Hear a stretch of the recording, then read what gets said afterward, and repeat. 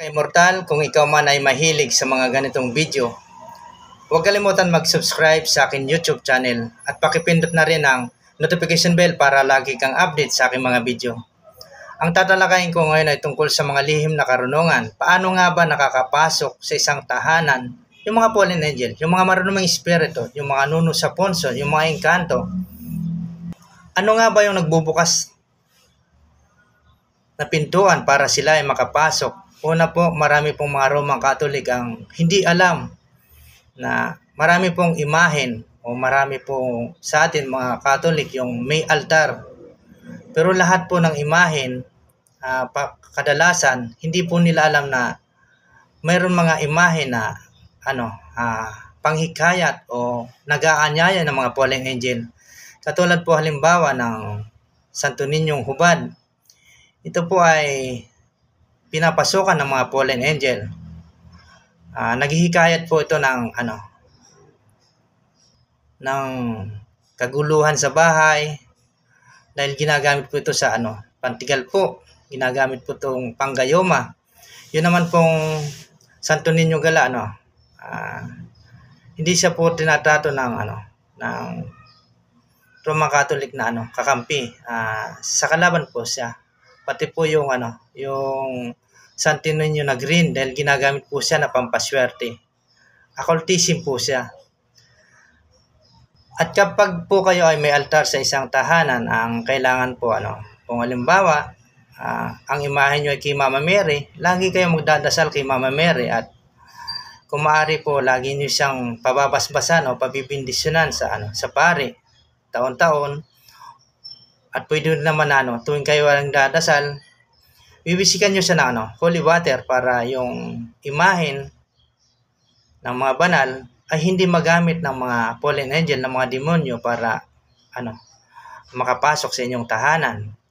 Ang isa pa pong nagiging bintuan ng mga fallen angel, ng mga demonyo, katulad po ng buntot pagi. Ito po ay nag-aanyaya ng mga fallen angel para pumasok sa inyong tahanan dahil ang buntot pagi ginagamit na pangontra sa mga aswang.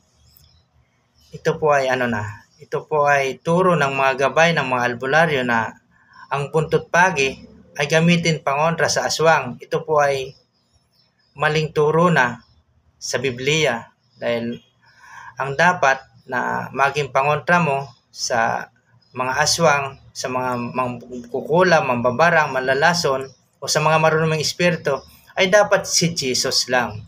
Kay Jesus ka dapat humingi ng tulong, ng gabay at proteksyon. Hindi po sa pandakakik, hindi po sa banaog, sa mga black corals ng dagat, hindi po sa buntot pagi dahil po yun.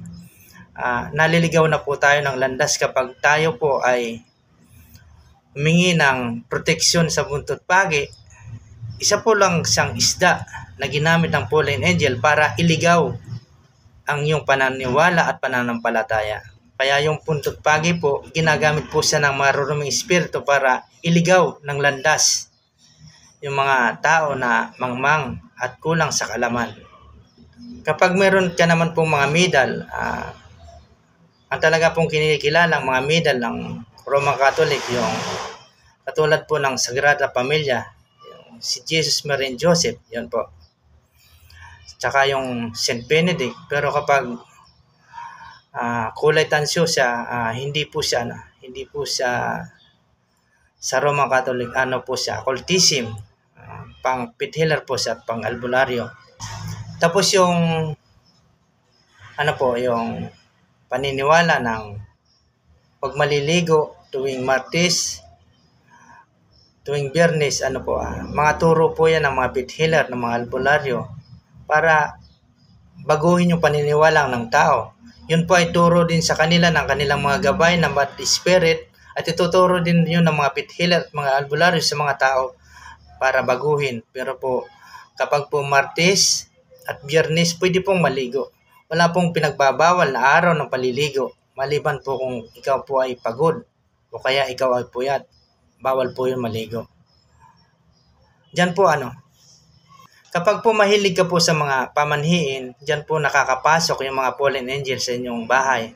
At kapag po nakapasok ang mga fallen angel, mga maruming espiritu sa loob ng bahay, nagiging magulo po yung buhay ng mga nakatira. Nagiging magulo yung pagsasama ng mag-asawa, pati yung mga anak nag-aaway-away, nagiging sakitin, palagi pong may mga problema. Ibig sabihin po ang inyong tahanan ay napasukan ng mga maruruming espiritu at ang nagbigay daan o pintuan para sila ay makapasok, yung mga pamanhiin na sinusunod na galing mismo sa mga bad spirit, galing mismo sa turo ng mga pinaniniwalaan na may sapi. Kaya para po hindi makapasok yung mga bad spirit, yung mga fallen angels sa loob ng iyong tahanan, kung kayo po ay may altar, lagi nyo pong bibisikan ng holy water at lagi nyo pong pabiblisingan sa pare. At kapag po kayo ay may imahin, huwag nyo pong itrato na agimat o anting-anting, dahil ito po ay gawa lamang ng tao. Manalangin po kayo sa Diyos at yung secret image o yung imahin, gamitin nyo lang sa parang replica, parang picture lang. Mga ka-immortal, salamat po sa panonood sa aking YouTube channel. God bless you all. Ingat tayo lahat.